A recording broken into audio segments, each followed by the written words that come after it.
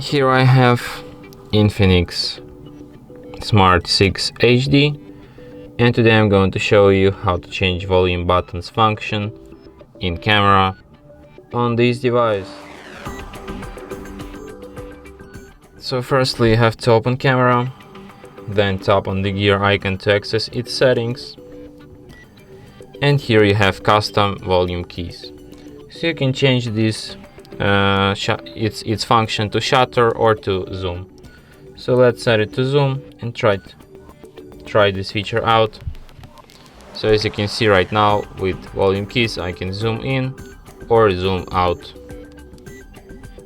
so easily. And that's it. Thanks for watching. If you find this tutorial useful, don't forget to hit that like button and subscribe to our channel.